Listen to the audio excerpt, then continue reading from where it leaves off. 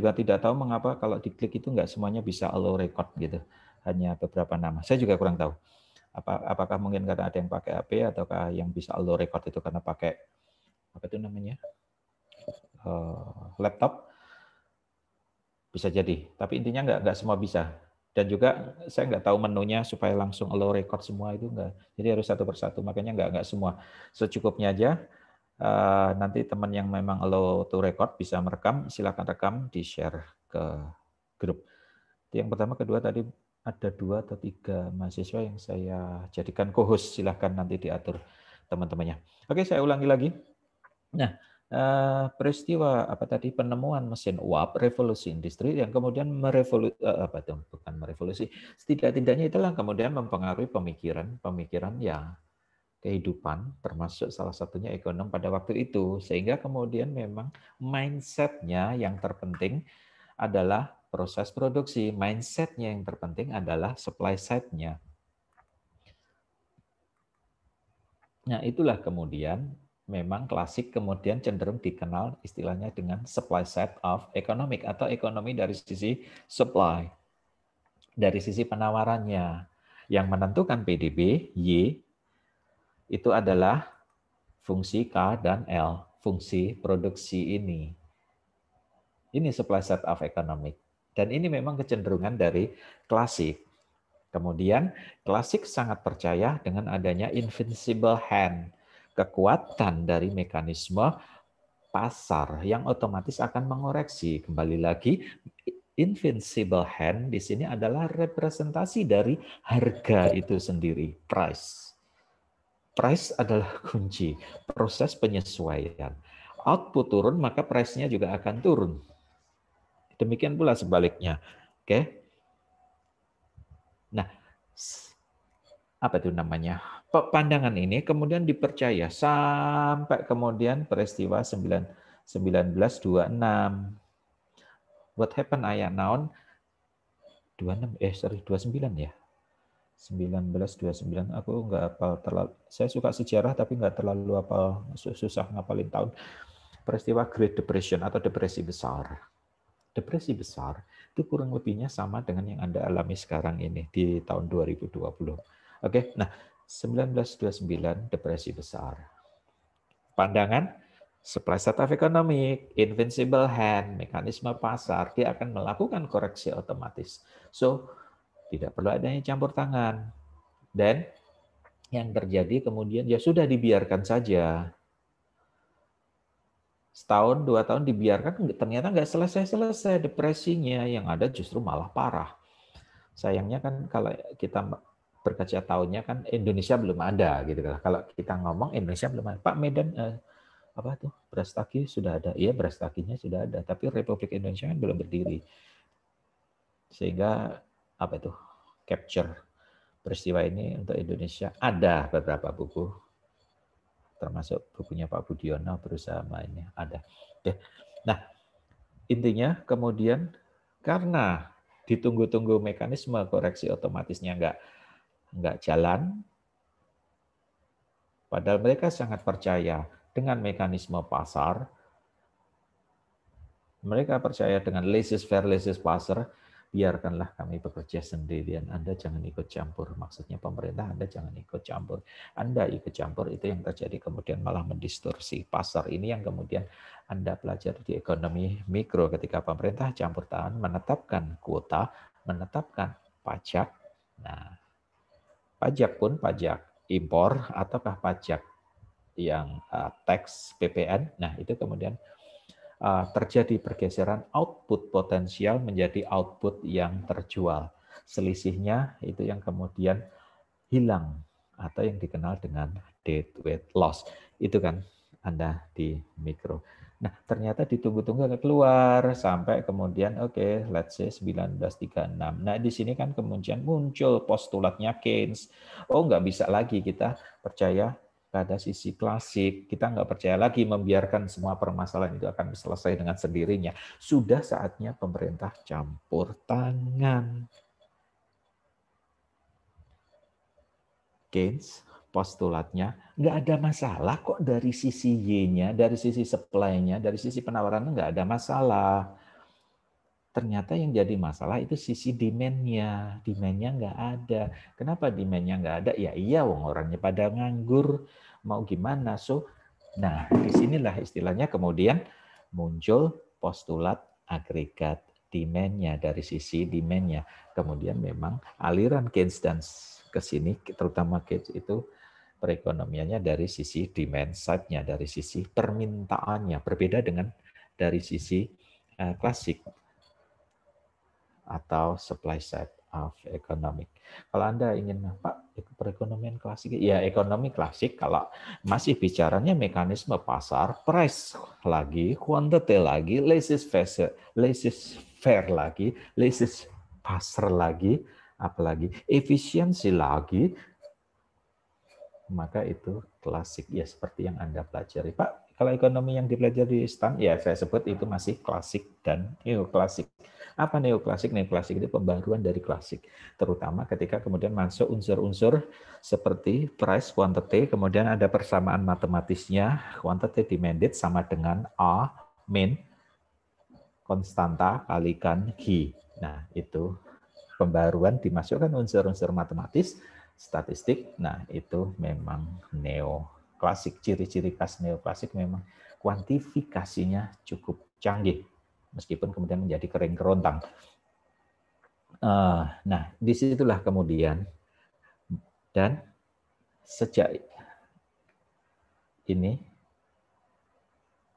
muncullah istilahnya aliran cabang ekonomi yang kemudian dikenal dengan ekonomi makro. Sebelumnya ekonomi ya ekonomi yang cenderung mengarah ke ekonomi mikro seperti yang Anda pelajari semester sebelumnya.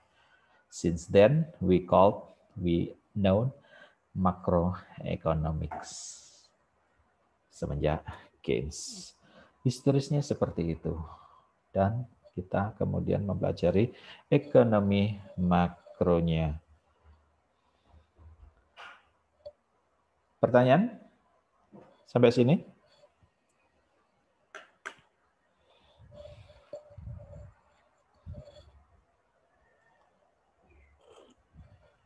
Belum, Pak. If no, oke, good. Kalau belum, teman-teman masih ingat saya minta nonton video Dalio? Iya, Pak.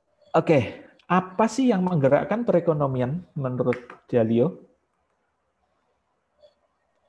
Transaksi, Pak. Transaksi, good. Itu maksud saya, transaksi. Yang menggerakkan perekonomian secara keseluruhan, transaksi. Oke, apa sih transaksi itu? Transaksi itu kan jual beli. Atau kalau kemudian dimodelkan, orang ekonomi suka belajar model, model representasi dari jual dan beli atau transaksi itu kan yang Anda kenal di ekonomi mikro. Supply, demand. Ini transaksi. Model menangkap transaksi. Supply, demand. Kok bisa, Pak? Ingat, gambaran sederhana di video Dalio ada penjual, pembeli. Ya, penjual menyerahkan barang, pembeli menyerahkan uang. Kemudian videonya berputar. Demikian pula. Dalam satu hari ada jutaan atau bahkan miliaran transaksi di dalam sebuah negara. Dan itulah yang menggerakkan perekonomian. Oke. Nah, transaksi ini direpresentasikan supply, demand. Loh, kok bisa supply, demand? Masih ingat di ekonomi mikro bahwa yang menggerakkan kurva supply itu adalah produsen. Iya.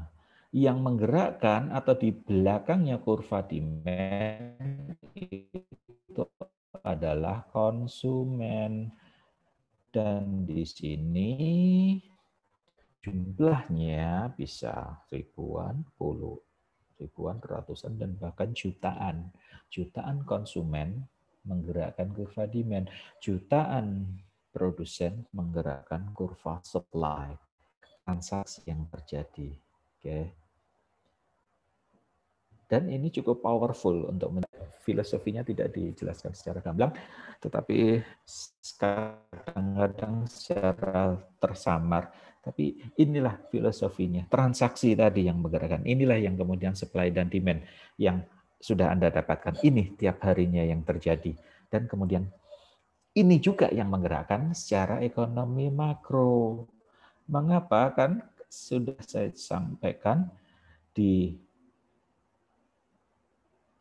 awal, ekonomi makro secara singkat, whatever definisi yang Anda dapatkan, akan menemukan banyak.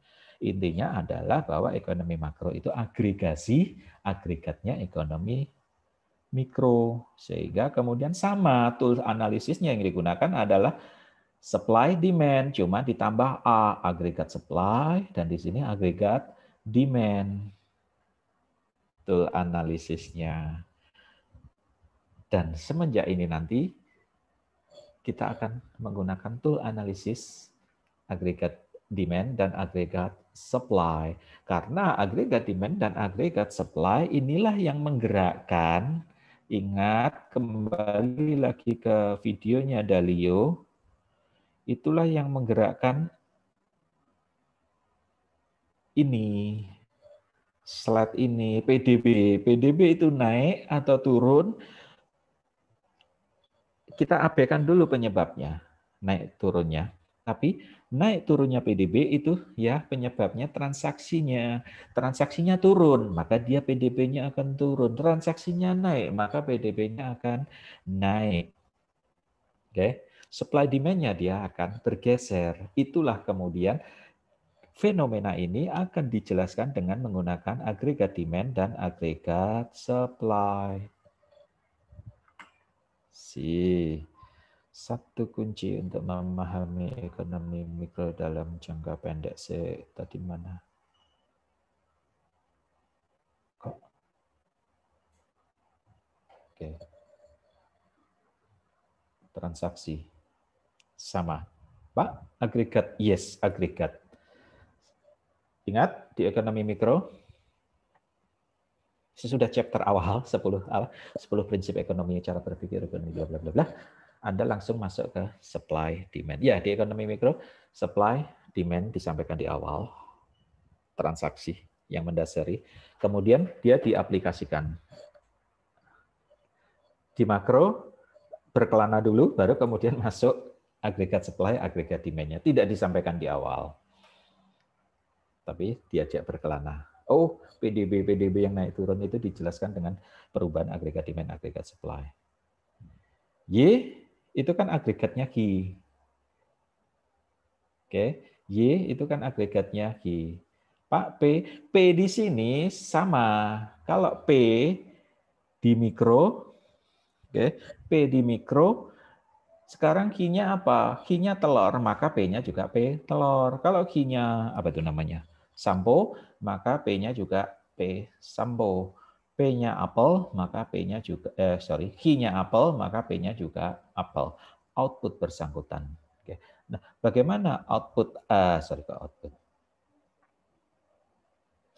Harga agregat di dalam ekonomi makro, harga agregat kan Anda sudah dipelajari cara menghitung IHK. Ada dua cara mendeteksi P agregat. Yang menggunakan PDB deflator. PDB deflator ya intinya kemudian price apel dikalikan quantity apelnya, ditambah price jeruk dikalikan quantity jeruknya. Kemudian itu membentuk PDB. Yes, tetapi kan PDB di situ ada unsur P-nya yang naik. Oh, kemudian dideflatorkan. Itu salah satu metode apa tuh namanya? Salah satu metodenya untuk menghitung P. Salah lainnya untuk menghitung P agregat itu yang dengan menggunakan keranjang basket, IHK, indeks harga konsumen.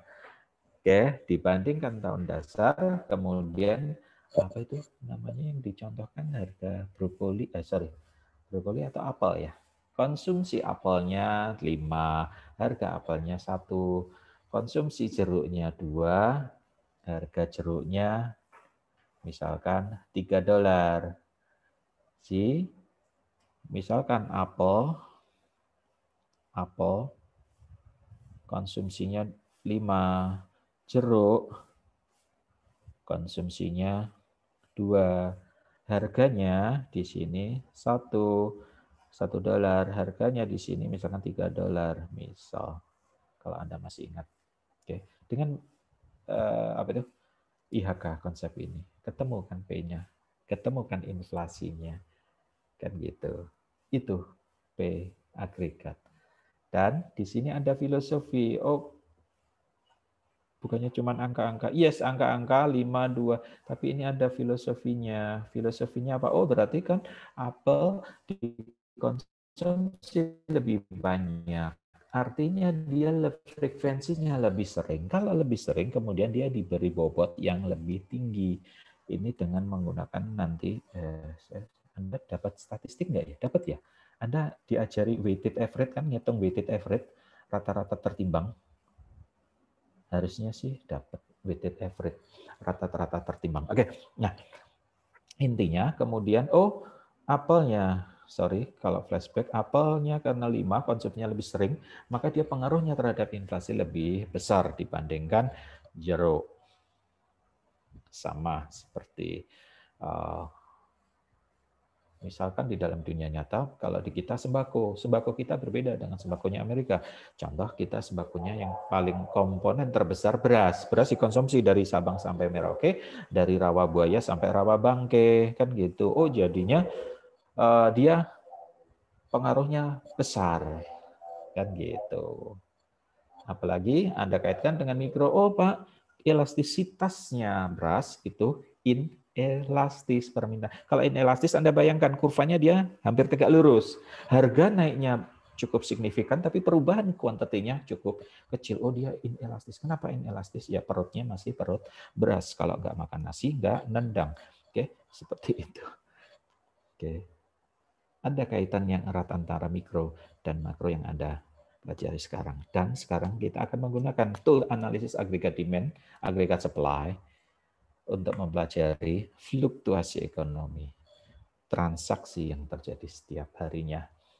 Agregat demand curve shows the relationship between price level P, quantity output Y. Ini output demanded, yes Y. Y makanya secara casual itu kan sama dengan PDB atau output nasional atau pendapatan nasional. Saya tidak akan menjelaskan karena ini flashback ke chapter 3. Nah nanti kita akan di pertemuan berikutnya 11, 12, 13 itu akan kita membahas agregat demand-nya more detail. Pak agregat demand, yes. Mengapa? Why? Kembali lagi postulatnya Keynes. Postulatnya Keynes. It doesn't matter dengan agregat supply. Masalahnya justru di agregat demand. Ya karena memang didorong oleh peristiwa depresi besar. Oh permasalahannya ada pada agregat demand-nya sehingga memang kemudian develop teori chapter 1 ini fokusnya di agregat demand-nya. Tidak di agregat supply-nya. It doesn't matter. Nggak ada masalah dengan agregat supply. Produksi, dan produksi. Pertanyaan?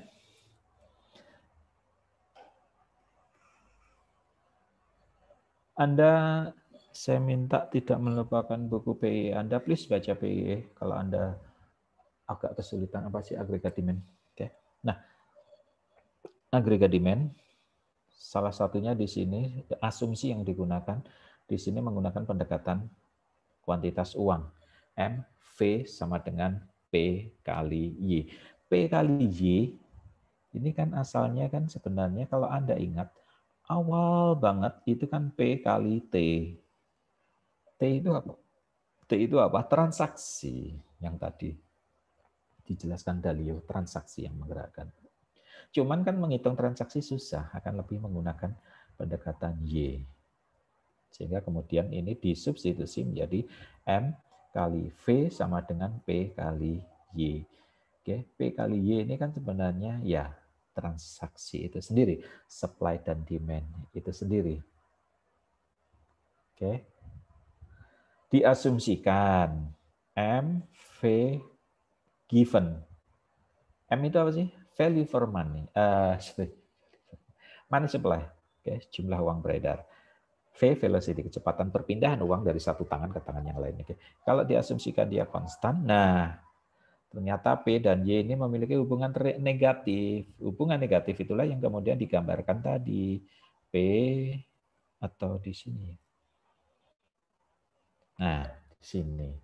Hubungan negatif antara P dan Y, downward sloping.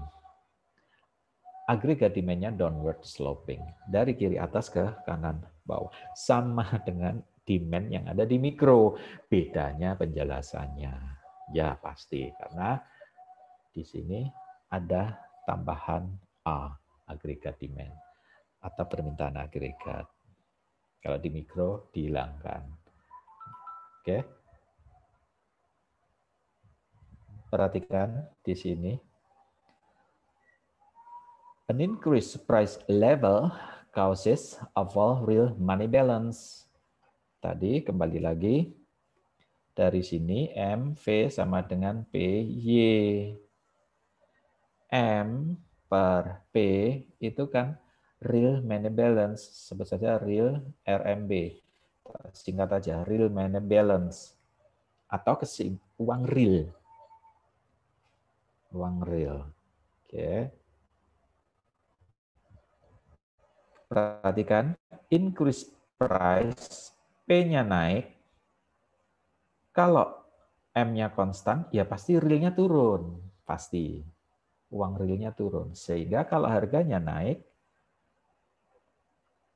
oke, Pak, kalau harga naik, Y-nya turun. Iya, karena dengan real money balance turun, ini kan kemudian kemampuan beli uang, daya beli masyarakat akan turun.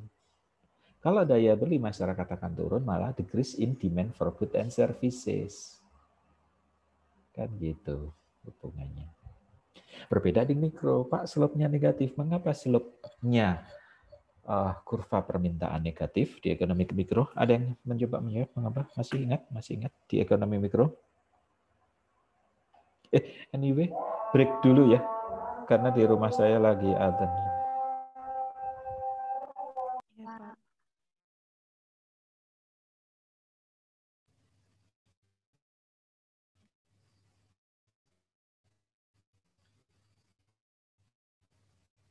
Ya.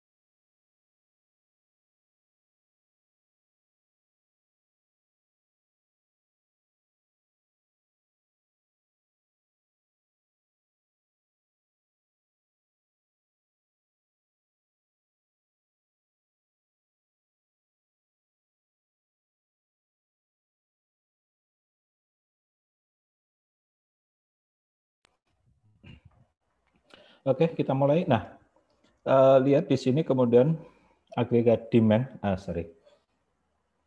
agregat demand kurvanya itu downward sloping dari kiri atas ke kanan bawah. Lihat, karena ini.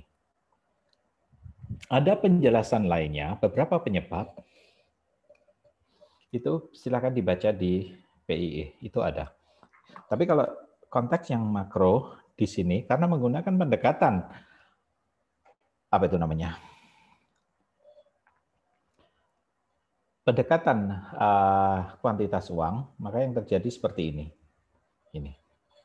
Oh, kalau P-nya naik, sedangkan M konstan, maka kemudian uang real itu akan turun nilainya. Kalau uang real nilainya akan turun, maka kemudian kemampuan atau daya beli akan turun. Kalau kemudian kalau daya beli turun, maka kemudian decreases in the demand for good. Permintaan akan barang dan jasa itu akan turun. Sebaliknya, kalau P-nya turun, maka balik lagi M per P. P turun, M-nya konstan, atau bahasa kalau gampang-gampangannya, Anda punya uang 100.000, 100K, harga, oke lah, harga secara umum lah, turun. Kalau harganya turun, maka dengan uang 100.000 itu kan nilainya kan lebih tinggi. Bisa jadi dengan uang, kalau biasanya Anda dengan uang 100.000 hanya bisa misal beli telur 2 kg misal. Nah, harganya telur turun sekarang. Dengan uang 100.000 kan berarti mungkin dapat 4-5 kg. Yang terjadi kan nilai. Kalau Anda pulang masih membawa uang sisa dari uang 100.000, maka Anda akan membelanjakan untuk keperluan lainnya. Demand-nya naik. Sehingga kalau demand-nya naik, kemudian terjadi pergeseran. Pergeseran apa? Y dari misalkan Y1 ke Y2. Seperti itu. Dan enaknya agregat demand, karena memang ini postulat sesudah peristiwa Great Depression, maka apa itu namanya? Dia tidak mengenal horizon long run dan short run. Enggak, agregat demand ya agregat demand, satu saja. Beda dengan supply. Oke, nah ini sebelum masuk ke supply, nah ini contoh kasusnya. Pergeseran agregat demand sama dengan di mikro, Anda juga ada yang namanya P demand bisa bergeser. Kalau bergeser itu shifting. Tapi kalau di ekonomi mikro selain shifting ada move along. Apa? Pergeseran sepanjang. Apa yang menyebabkan move along di mikro? Kalau di mikro, oke, langsung aja saya yang menyebabkan ada price dan non-price. Kalau price itu pasti pergerakannya move along sepanjang. P naik, P turun, ini move along. Ini kan cuma dari titik sini ke titik sini. Tapi tetap di D pertama. Kalau D kedua, demand bergeser, shifting, itu penyebabnya salah satunya income, selera, dan sebagainya. Oke. Nah, increase money supply, shift agregat demand ke kanan. Money supply, kok money supply? Yes, kembali lagi pendekatannya agregat demand itu dengan M per P C. Ini kenapa? Sebentar.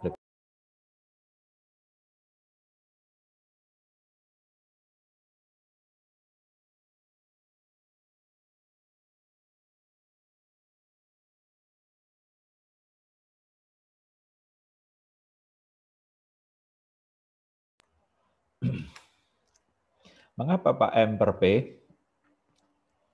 Ingat kaitan one-on-one relationship antara M dan P ketika kita bahas inflasi atau P. Oke, nah velocity dianggap konstan. Mengapa? Ya karena di dalam jangka panjang ada contohnya velocity itu relatif cenderung konstan. Nah, Y itu yang kemudian dipengaruhi oleh M dan P itu sendiri. Kok bisa? Ya Y kan di sini agregat demand M per P. Oke.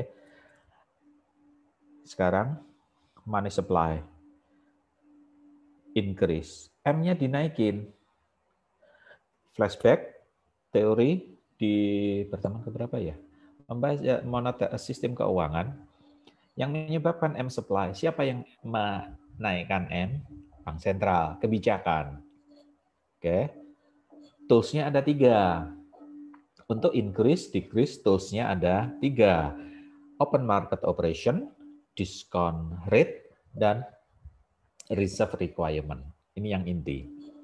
Oke, masih ingat kan? Nah, nanti itu kaitannya akan kita bawa ke yang chapter khususnya nanti, yang chapter 12-nya. Ada monetary policy-nya. Tools-nya itu. Oke, nah kalau M-nya dinaikkan, P-nya konstan, maka kemudian yang terjadi real money balance RMB-nya dia akan naik pasti. Kalau real money balance-nya naik ya kemudian agregat demand-nya akan bergeser ke kanan. Dengan uang yang sama, orang cenderung merasa lebih kaya, purchasing power parity-nya, daya belinya meningkat, kemudian permintaannya dia akan meningkat. Sama yang di ekonomi pergeseran di sini, pergeseran kurva demand di mikro, salah satu yang menyebabkan adalah kenaikan income, pendapatan.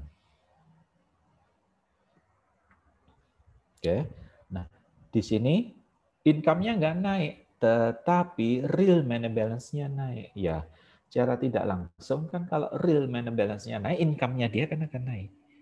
Sedangkan kalau yang terjadi sebaliknya inflasi, P-nya naik, real money balance-nya turun. Inflasi, kenaikan pendapatannya akan turun. Nominalnya bisa sama, tetapi realnya di sini. Oke. Bisa saja ini kemudian diberikan contoh decrease, M-nya turun, maka sebaliknya geser ke AD3.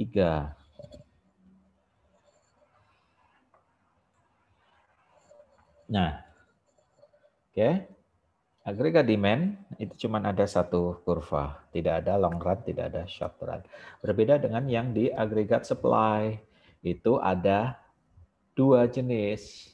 Jenis pertama itu yang di dalam long run, jangka panjang. Supply set, kembali lagi Y, fungsi dari capital dan labor, fungsi Cobb-Douglas di sini. Ini yang sudah Anda pelajari sebelumnya, termasuk di chapter yang kemarin, pertumbuhan ekonomi yang dipengaruhi oleh pertumbuhan kapital.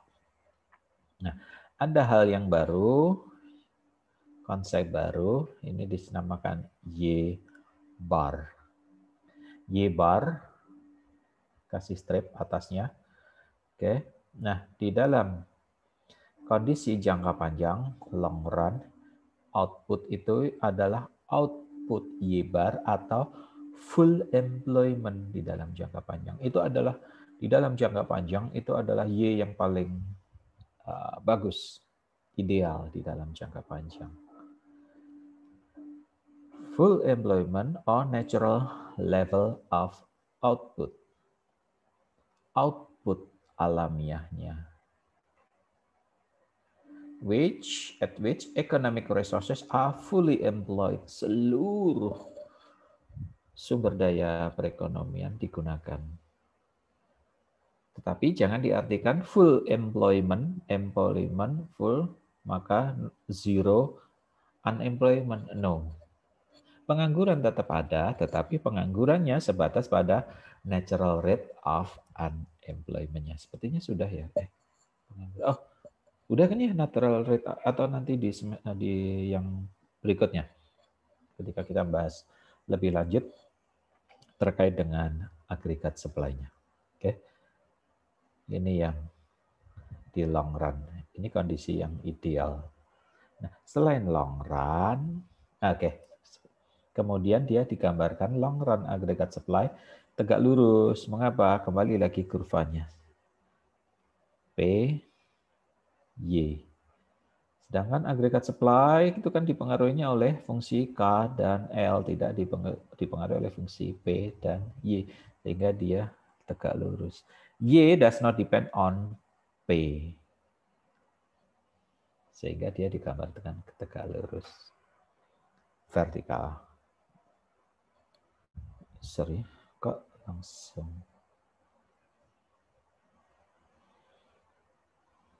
Oke, kesini dulu nggak apa-apa. Tak kira yang short run dulu nggak apa-apa, long run. Oke, nah misal tadi digabungkan, ini kan penggabungan antara slide yang ini 17 digabungkan dengan slide 19, kemudian ada slide 20. Oke. Pertama, inisial itu yang warna biru AD1. Long run aggregate supply yang nggak ada 1 atau 2, tegak lurus set. Oke. Inisial equilibrium di sini P1Y bar. Dalam jangka panjang. Dan kemudian ke pemerintah, Bank Indonesia, Bank Sentral menaikkan menaikkan CUB, jumlah uang beredar atau money supply. Kalau money supply bergeser, money supply naik tadi sesuai dengan rumus M per P, maka kemudian agregat demand-nya akan naik. Kalau agregat demand-nya akan naik, kemudian di dalam jangka panjang, in the long run, akan menaikkan price level. Ya, ini lihat price-nya level. Artinya terjadi pergeseran dari equilibrium di titik A ke equilibrium di titik B. Dan perhatikan di dalam jangka panjang, efek Bank Sentral menaikkan jumlah uang beredar atau money supply itu tidak menaikkan output. Outputnya tetap sama di sini. Oke. Ini sebenarnya hanya contoh kasus saja. Nanti sebenarnya penjelasan yang lebih lengkapnya, kalau kemudian diindus, dipengaruhi, ditambahkan kebijakan itu ada yang di chapter 12-13-nya. Perbedaannya 12-13 itu kalau 12 masih yang close, sedangkan untuk yang chapter 13 itu sudah yang open perekonomiannya. NX-nya masuk. Oke, nah sekarang agregat supply in the short run dalam jangka pendek. Oke, langsung saya simpel aja. Dia kan sticky.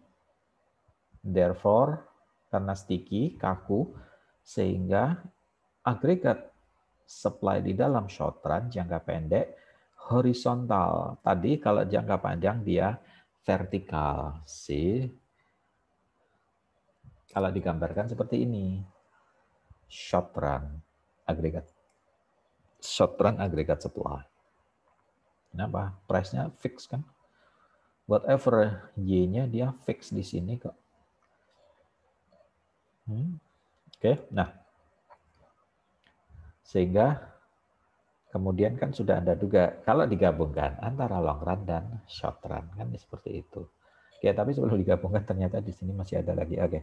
Nah, kembali lagi slide 17, agregat demand bergeser karena kebijakan Bank Indonesia menaikkan money supply. Agregat demand-nya bergeser dari AD1 ke AD2. Oh, ternyata di dalam jangka pendek kebijakan BI untuk menaikkan jumlah uang beredar atau money supply itu tidak menyebabkan inflasi. Kenapa? Karena P-nya konstan di dalam jangka pendek. But justru malah outputnya naik. Naik dari Y1 ke Y2 ini yang bagus. Ya, output PDB-nya naik, inflasinya 0. Oh, ini the best kalau memang ada. Oke. Oke, nah sekarang kalau semuanya digabungkan, long run, short run. Ingat, long run itu kan kumpulan dari short run. Artinya cara berpikirnya itu initial equilibrium, kemudian short run, inisial, awal, short run, dan kemudian long run. Nanti kita akan cerita tentang hari ini. Nanti itu long run, hari ini short run. Kan seperti itu kisahnya. Oke. Nah, Bagaimana efek ketika Bank Indonesia menaikkan CUB? Delta M-nya lebih besar daripada 0, berarti money supply-nya naik. Apa yang terjadi? Inisial awal dulu, A di sini.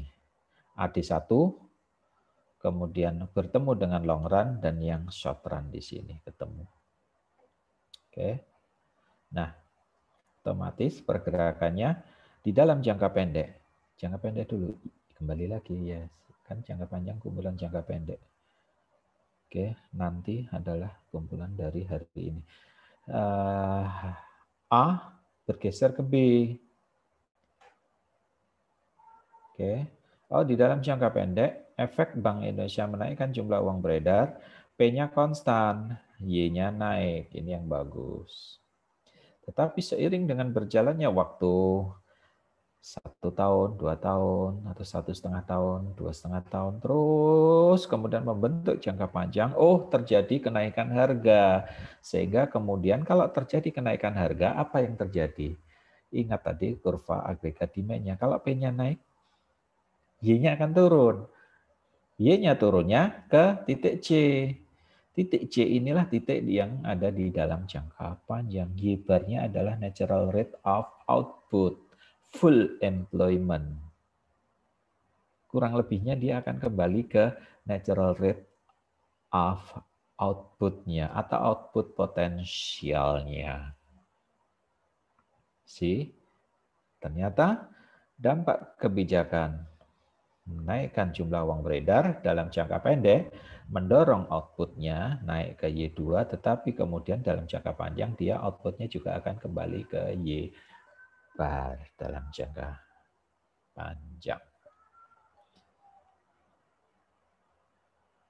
Shock. Oke, nah shock, apa sih shock? Shock ini terminologi kejutan, namanya juga shock. Shock breaker. Shock breaker kalau di sepeda motor, di mobil, shock breaker, peredam kejut. Ini kejutan. Eksogen, perubahan eksogen yang kemudian dia berpengaruh terhadap agregat supply dan dia berpengaruh terhadap demand. Nah, kalau yang berpengaruh ke supply itu yang kemudian dinamakan supply shock. Kemudian kalau yang berpengaruh terhadap demand, kemudian dinamakan demand shock, kejutan. Contohnya peristiwa di tahun 2020 ini, ada sesuatu eksogen yang kemudian dia mempengaruhi agregat supply demand. Apa? Pandemi COVID-19. Eksogen. Shock temporarily, secara temporer, sementara mendorong perekonomian away from full employment, menjauhi kondisi full employment-nya. Oke. Nah, di sini eksogen, misalkan di sini velocity-nya yang naik di sini. Kondisi velocity-nya yang naik. Anda bisa menggambarkan ini demand shock ya, demand shock. Velocity ini kan pendekatannya kalau M V sama dengan PY, velocity itu pasti kenanya ke sini. Ini contoh kasus saja. Lainnya nanti banyak. Ya.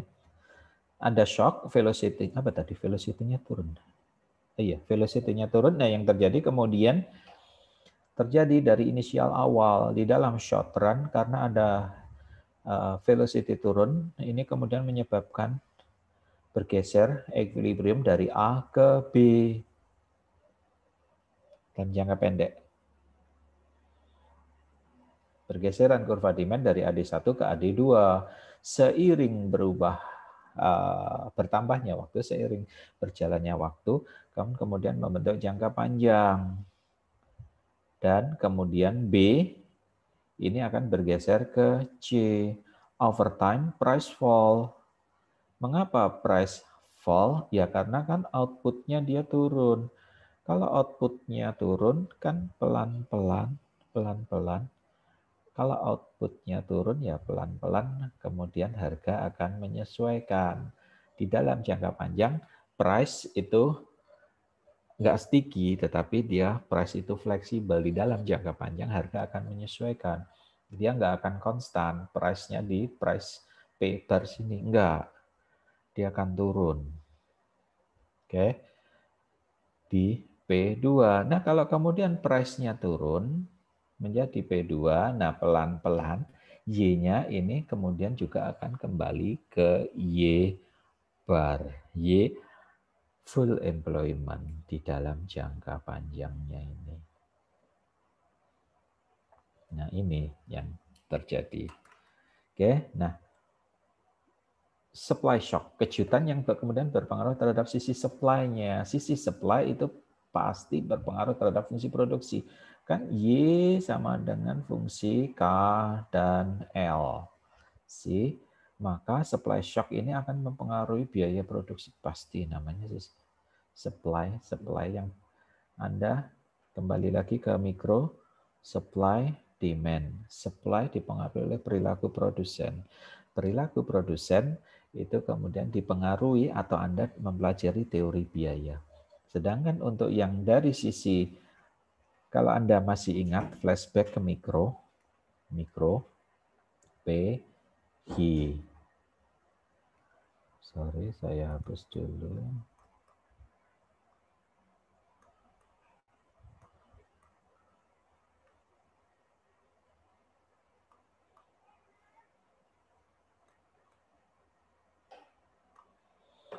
PH, anggap aja gambarnya bagus. PH, supply demand di ekonomi makro. Kalau Anda ingat, chapter by chapter di ekonomi mikro, oke, Anda belajarnya dari sisi supply misalkan. Ini adalah rangkaian yang paling panjang. Sedangkan yang pendek ini dari sisi demand. Demand, kembali lagi siapa yang mempengaruhi demand? Konsumen. Kemudian yang mempengaruhi konsumen adalah perilaku konsumen. Itulah kemudian Anda melajari teori perilaku konsumen, indifferent curve dan sebagainya. Oke. Tapi sesudah itu selesai, stop.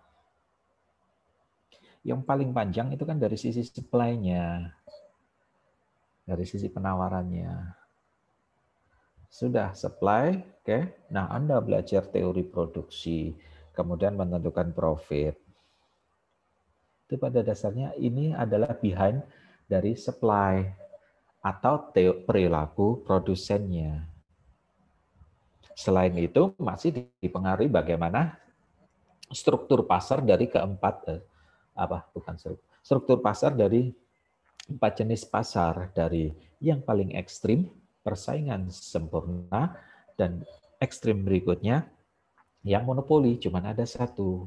Di antaranya adalah yang which is beberapa, 2 dan seterusnya, itu yang duopoli, dan kemudian yang monopolistik yang mendekati ideal, mendekati persaingan 4. Nah, itu kan sebenarnya itu menceritakan sisi supply-nya. Nah, supply shock, kejutan, ini akan berpengaruh terhadap cost-nya. Itulah kemudian dia juga kalau production cost itu kan nanti ujung-ujungnya akan berpengaruh terhadap P-nya. Itulah kemudian dia dikenal dengan price shock. Supply shock itu juga price shock. Contohnya bad weather. Apa itu bad weather? Cuaca buruk, banjir, hama, worker union. Nah, ini serikat buruh dan sebagainya. Increase UMR, ini UMR, which ini kan UMR, terus regulasi. Contohnya Anda bisa bawa ke misalkan apa yang Omnibus Law. Oke. Contoh. Nah, peristiwa. Anyway, by the way, nah di sini harus saya katakan ini contoh salah karena ini salahnya di sini ini apa itu namanya? Panahnya terbalik. Anda mengikuti yang di sini saja.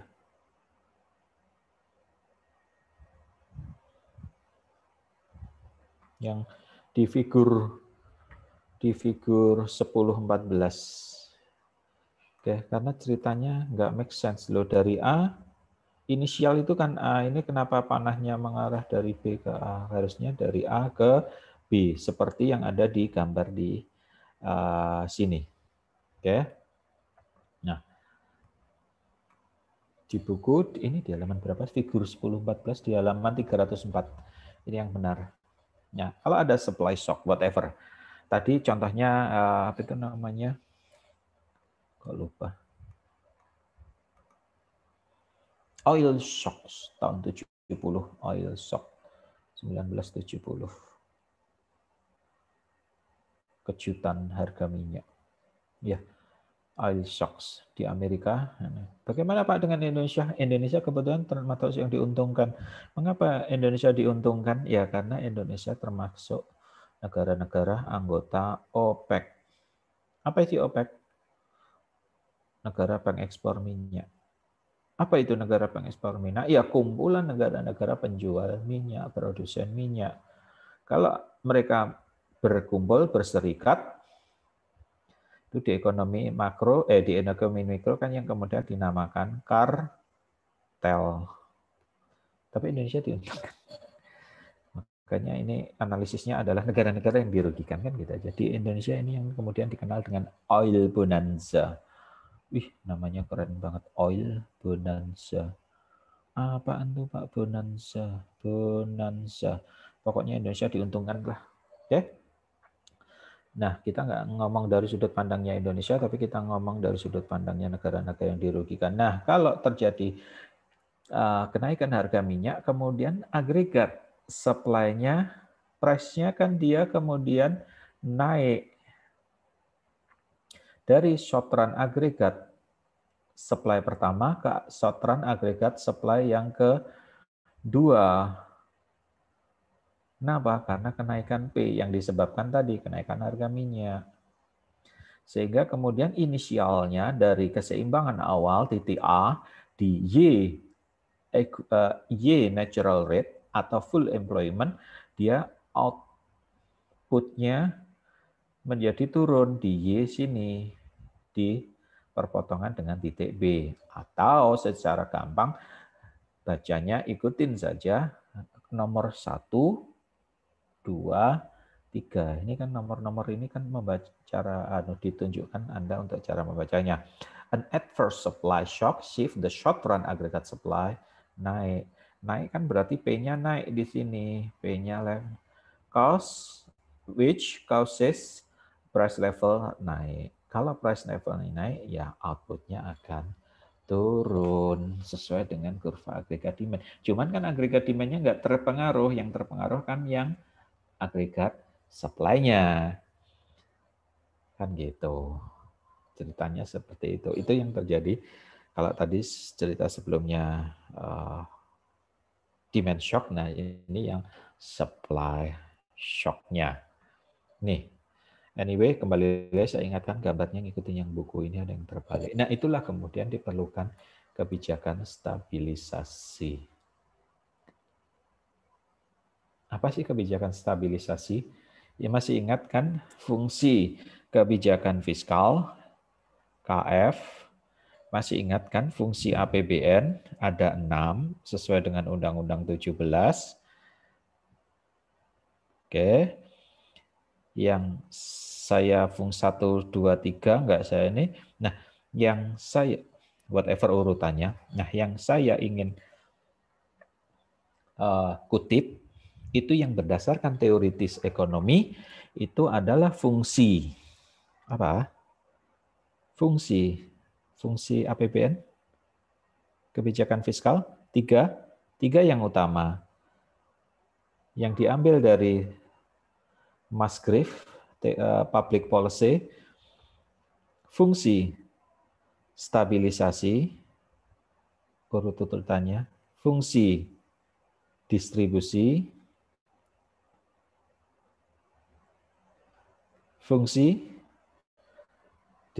stabilisasi, fungsi. Anyway, by the way, Baswe LRT, ada yang masih ingat? Fungsi stabilisasi, fungsi distribusi, dan fungsi alokasi. Alokasi. Iya, Pak. Fungsi alokasi. Fungsi distribusi, stabilisasi, dan fungsi Alokasi ya. Fungsi dasar kebijakan fiskal. Aku kok lupa. Emang kemudian ada fungsi-fungsi lainnya. Oh iya, fungsi alokasi. Fungsi alokasi.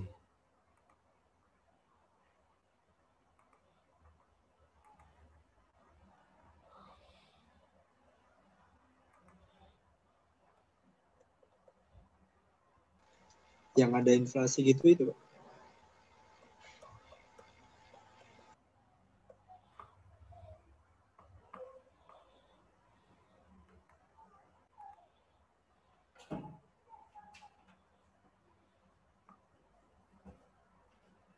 Ya, fungsi alokasi, benar. Fungsi alokasi. Fungsi alokasi, benar. Fungsi alokasi. Abaikan ini ya urutannya. Fungsi alokasi. Nah, yang 3 ini kan fungsi inti yang diambil dari teoritisnya, sebut saja namanya Pak Musgrave. Musgrave and Musgrave. Ini yang dari public policy. Sound theoretically, kan gitu kan kalau Anda belajar PAN. Artinya, oh ternyata itu ada teoritisnya, bukan ngarang alokasi, distribusi, stabilisasi. Oke. Nah, yang ini ada fungsi pengawasan, fungsi bla bla bla, ini tambahan. Nah, yang fungsi inti di ekonomi ini nih, stabilisasi. Ini stabilization policy.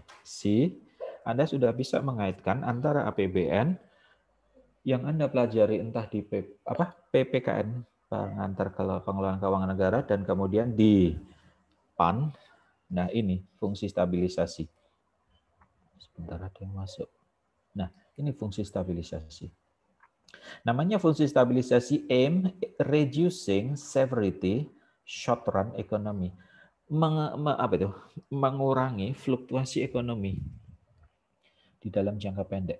Artinya kalau tadi naik turun, kalau bisa itu ya ini garis trennya, kalau bisa itu ya sekitar sini-sini aja gitu loh.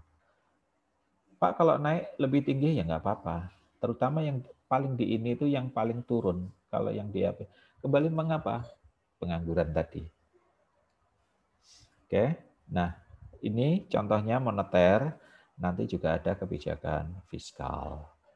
Terutama di sini kita ranahnya, tidak.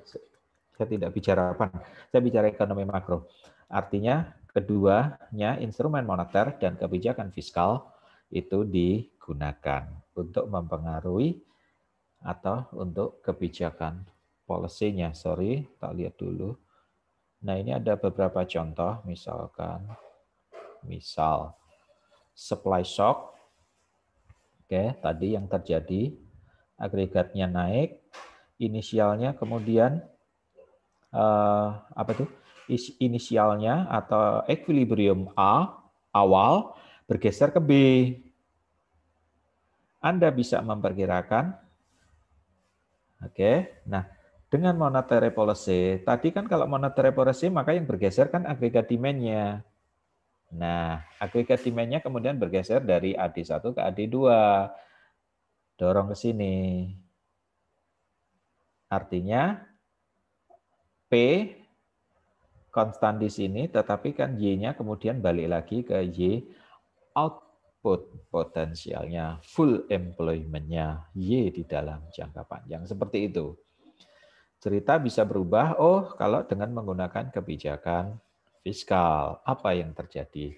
Tetapi untuk sementara sampai di sini dulu dalam artian kebijakan, karena itu nanti larinya akan lebih jelas penjelasannya ketika membahas yang chapter 12 dan chapter 13. What happen ayat naon if pemerintah melakukan kebijakan fiskal, karena kebijakan fiskal itu instrumennya ada 2, G dan T, dan ini pengaruhnya bisa berbeda antara G dan T. Kalau moneter beda lagi. Moneter itu pasti ujung-ujungnya adalah money supply. Seperti itu. Oke, pertanyaan silakan. Izin bertanya, Pak. Yes. Sebentar. Makro 35. Nama nomor absen berapa? Absen 27, Pak. Oke, nama? Tia. Oke, yes. Ya kan, tadi kalau misalnya adverse supply shock, kan berarti kurva SRAS naik. Terus pemerintah kan bisa melakukan dua opsi, berarti menaikkan AD secara AD, terus nanti harganya naik secara permanen, terus bisa membiarkan juga sampai outputnya balik lagi ke natural rate kan, Pak. Nah, kalau misalnya pemerintah mempengaruhi AD kan berarti harganya akan naik secara permanen. Itu merugikan nggak sih, Pak? Terus kenapa nggak dibiarin aja? Kan nanti juga di jangka panjang natural rate-nya, output-nya bakalan balik lagi ke natural. Yes, pertanyaan bagus. Yang saya jawab pertanyaannya yang kedua dulu. Oke, pertanyaan bagus. Kembali lagi. Kenapa nggak dibiarin aja? Nah, kalau dibiarin aja kan berarti Anda penganut pahamnya klasik. Ingat cerita saya tadi, peristiwa depresi besar. Kan dibiarin aja. Dibiarin aja. Sampai kapan? Kan kita bertanyanya kapan selesainya? Iya sih, someday. Tapi someday itu berapa tahun? Contoh pandemi ini, Pak, dibiarin aja kan nanti beres-beres. Iya, tapi kan korbannya sudah banyak. Dibiarin aja. So, no. Kita bukan penganut itu. Kita penganut namanya oh, I see. Oke, memang pada dasarnya kebijakan kebijakan itu bisa dengan cara aktif dan pasif. Oke. Tetapi di sini tendensinya adalah dengan cara yang aktif. Kalau yang pasif ya udah pasrah sama mekanisme pasar. Itu kan nanti akan kembali. Yes, saya juga percaya akan kembali seperti itu. Cuman yang jadi tanda tanya kapan? Karena kita sebisa mungkin itu ujung-ujungnya kan langsung aja ke sini slide ini slide 33. Ini kalau dibiarin ini kapan ini Y2-nya balik ke Y bar ini dalam jangka panjang kan ini. Sedangkan turunnya dari ke Y2 turun dari Y2 ini kan ada korbannya. Korbannya siapa? Pengangguran kan itu. No. Maka kita harus melakukan kebijakan secara aktif. Kembali lagi, ini policy action aim reducing severity of short run. Terutama sekali di dalam short run ini, severity-nya ini banyak nih korbannya. Nah, itulah kemudian. So, jangan dibiarkan. Pemerintah harus tetap aktif. Oke. Nah, pertanyaan kedua, ini juga menarik. Apapun juga, whatever, in the long run, kan yang terjadi, yes, di sini memang agregat demand-nya bergeser, but P-nya remain high. P is permanently higher. Yes, P2. Apakah ini bagus? Ini yang pertanyaan yang sulit saya jawab. Tapi intinya begini, yes, fakta P2 ini lebih tinggi dibandingkan P1. Artinya kan terjadi inflasi. Oke. Cuman sekarang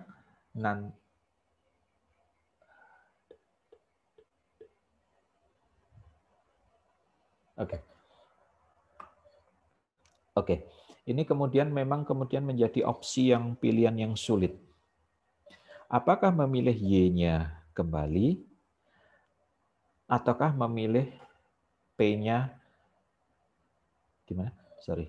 Apakah memilih Y-nya lebih tinggi dibandingkan Y2 kembali ke Y bar ataukah memilih opsi P-nya konstan di P1? Ini pilihan yang sulit memang. Artinya kalau kebijakan ini dipilih, ini belum mengatakan benar salahnya ya. Andai kata ini memang dipilih, maka yes, ada apa ini namanya? Kenaikan, ada inflasi. Oke, bahasa terangnya ini terjadi inflasi. Oke, itulah kemudian Pak, apa yang terjadi kalau dengan kondisi? Nah, yang terjadi kemudian itulah bahwa apa itu namanya? Kebijakan moneter, fiskal, itu harus selaras. Harus koordinasi, harus selaras, pokoknya ngomong-ngomong. Dua-duanya independen. Yes, monetary policy itu ranahnya teman-teman di Bank Sentral BI. Tapi dia harus selaras dengan yang fiskal. Ini baru satu saja monetary policy-nya. Belum dikombinasikan dengan fiscal policy-nya. Kalau hanya mengandalkan monetary policy, yang terjadi memang inflasi. Inflasi. Tetapi BI kan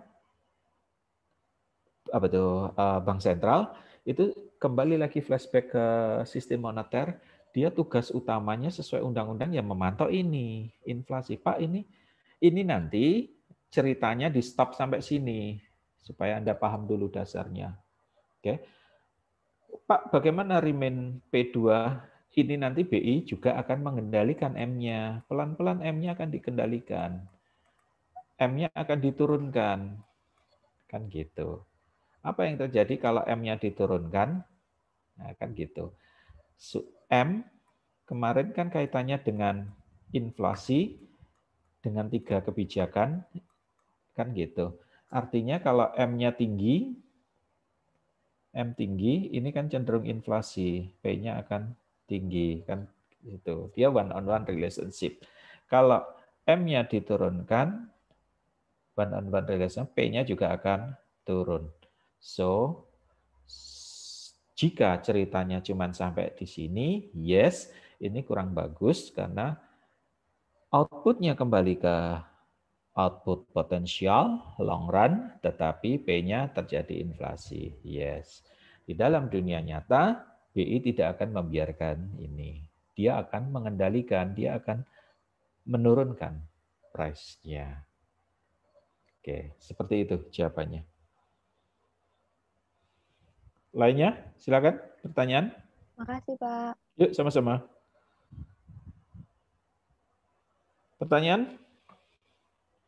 If no, kelas saya akhiri. Pak, izin bertanya. Yuk, silakan. Jadi kan tadi dijelaskan dalam apa namanya increase-nya money supply-nya naik. Itu kan dalam jangka pendek itu kan bagus Pak, karena Y-nya jadi bergeser ke kanan. Yes. Dan P-nya tetap. Nah, tapi apakah mungkin dalam jangka pendek itu akan terjadi inflasi Pak, sebelum terjadi jangka panjang gitu Pak? Kayak jangka menengah gitu Pak mungkin? Oke, menarik juga pertanyaan. Nama? Hernita Maharani Pak. Absen? 7. Sebentar, saya mikir dulu. Saya sebentar, ini tadi kan di sini ya. Ini.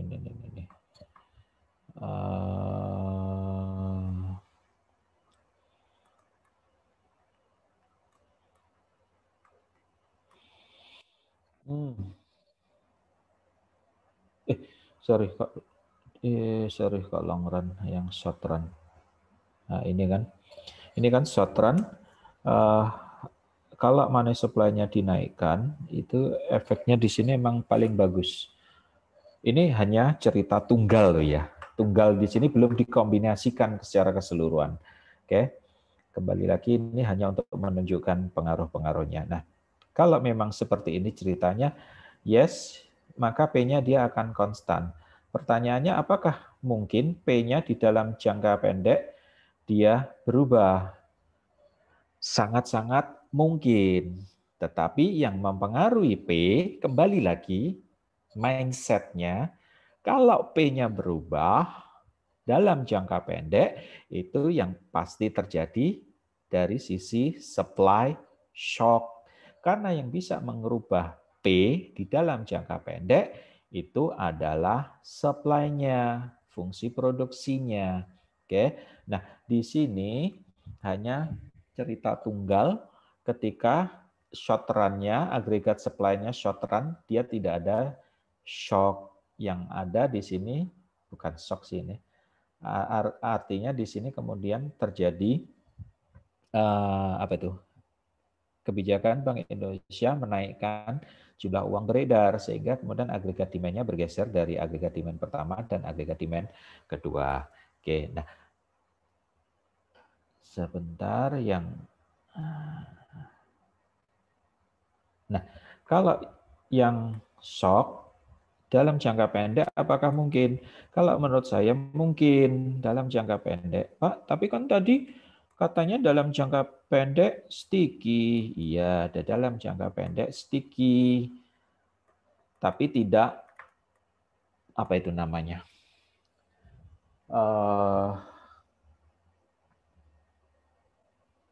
Tetap ada variabel-variabel lainnya, variabel-variabel yang menyebabkan short run-nya berubah, terutama di sini adalah price shock. Price shock tadi supply shock-nya. Itu pasti akan menyebabkan perubahan harga.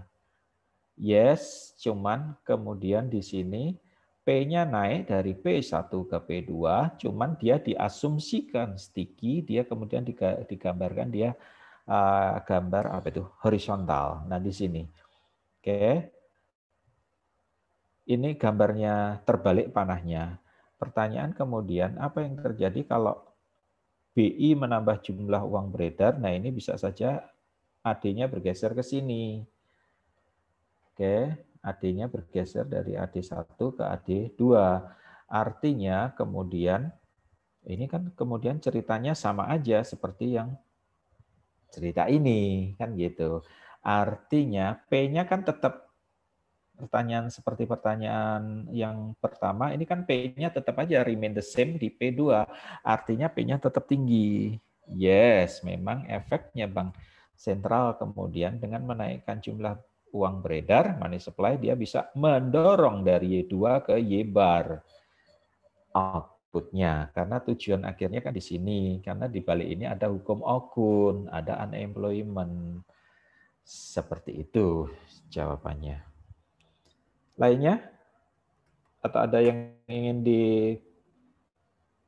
diperjelas lagi? Silakan. Izin bertanya, Pak. Yes. Terkait supply shock tadi, Pak, itu apakah selalu merugikan, Pak, ya, bagi perusahaan jika terjadi? Oh, pertanyaan nama? Lutfi Baidlawi. Absen? 13. Terima kasih, Pak. Pertanyaan, supply shock, apakah selalu merugikan produsen? Kalau konteksnya rugi atau tidak rugi, itu kembalinya ke profit. Profit itu kan total revenue dikurangi dengan total cost. Oke. Total revenue rumusnya P kali Q. Total cost rumusnya fixed cost ditambah variable cost. Oke, whatever. Masih ingat mikro kan. Nah, kalau konteks pertanyaannya Pak, dengan adanya supply shock, kemudian apakah itu merugikan atau tidak merugikan dari sisi produsen? Nah, ini tergantung dari profitnya dia. Ada supply shock, pasti P-nya naik. Nah, kalau P-nya naik, tetapi dia kemudian profitnya, whatever, apakah total revenue naik, kemudian, kan pasti karena dengan harga di sini kan harga inputnya dia naik, ini kan berpengaruhnya di variabel cost-nya. Oke, fixed cost-nya kita anggap konstan. Kalau total cost-nya naik, tapi total revenue-nya dia naik, itu bisa aja kan profit-nya dia tetap konstan.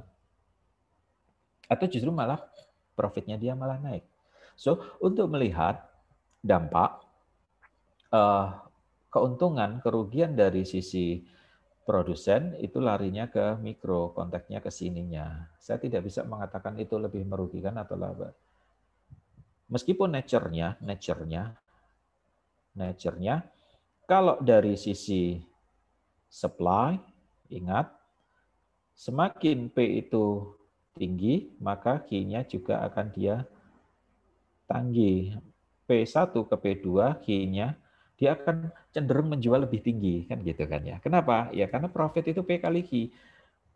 Artinya kalau P-nya P mangga, harga mangga lebih mahal, naik, dia akan memproduksi mangga lebih banyak gitu kan. Harapannya seperti itu dari sisi supply. Tapi ingat itu nature-nya supply, nature-nya pengusaha. Dia belum dikombinasikan dengan dari sisi demand-nya. Demand berlawanan, perilaku konsumen berlawanan.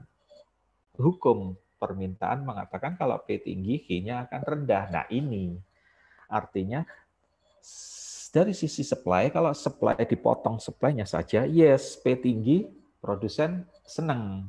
Dia akan memproduksi, menjual output lebih banyak. Tapi kalau kemudian sudah kombinasikan dengan perilaku konsumen yang diwakili oleh kurva demand, nah pertanyaannya ntar dulu.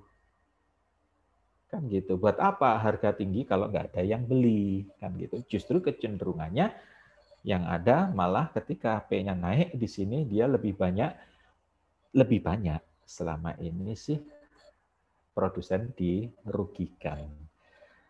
Sebenarnya sih concernnya produsen itu profit dan dia berharap P itu konstan. Yang senang itu sebenarnya P-nya itu konstan. Konstan tinggi Pak. Ya kalau bisa sih konstan, yang kemudian konstan itu P itu, ingat permintaan itu kan ability to pay,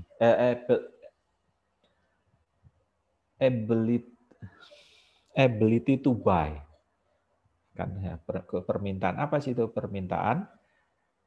Ingat definisi dari permintaan di sini.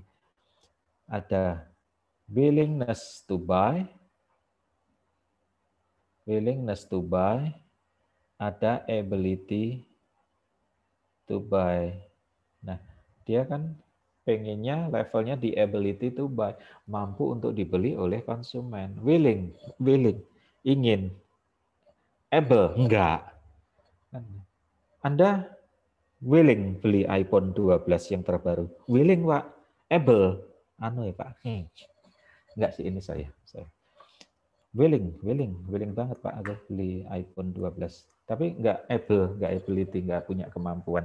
Maka inilah kemudian efektif demand. Ada willing, ada ability. Dua sisi. Flashback ke mikro. See? Ini. Khususnya dari sini, ability yang diharapkan. Itu jawabannya. Lainnya? Izin bertanya, Pak. Yes. Di awal tadi yang ngebahas tentang hukum Okun tadi, Bapak bilang kalau jangan sampai PDB kita turun dan pengangguran naik. Yes. Nah, kenapa Pak pada saat tertentu negara mengeluarkan kebijakan kontraksi yang menurunkan pertumbuhan ekonomi? Padahal kan itu akan menurunkan PDB, Pak, dan akan berdampak pada naiknya pengangguran. Yes. Nama? Putra Ibrahim, Pak, absen 19. Yes, pertanyaan menarik.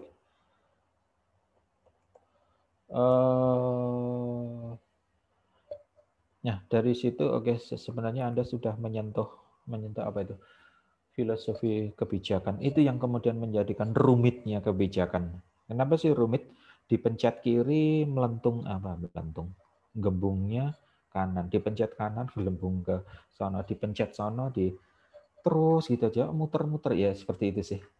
Itu yang seninya kebijakan gitu konon kabarnya. Pencet kiri sakit kanan, dipencet kanan sakit ke tengah dan sebagainya. Seperti memang seperti itu memang. Artinya memang ada tidak semudah membayangkan. Ini teoritis ini sudah sangat disederhanakan, oke, sehingga Anda mudah memahami. Nah, faktanya di dunia nyata tidak seperti itu, oke. Kalau tadi kemudian pertanyaan mengapa kemudian ada kebijakan kontraksi dan sebagainya, ya ini makanya tergantung. Nah,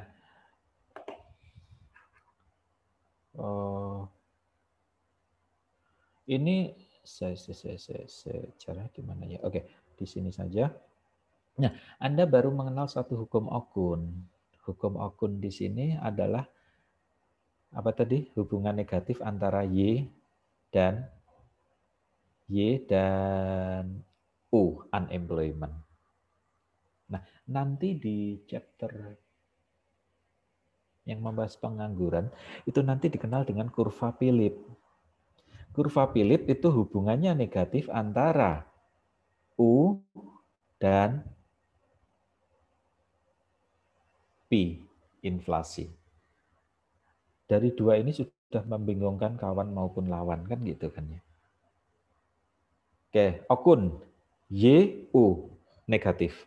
PDB dan unemployment negatif. Logikanya silahkan explore sendiri. Nah, berikutnya nanti, terutama ketika bahas supply side, antara unemployment dan inflasi itu hubungannya juga negatif.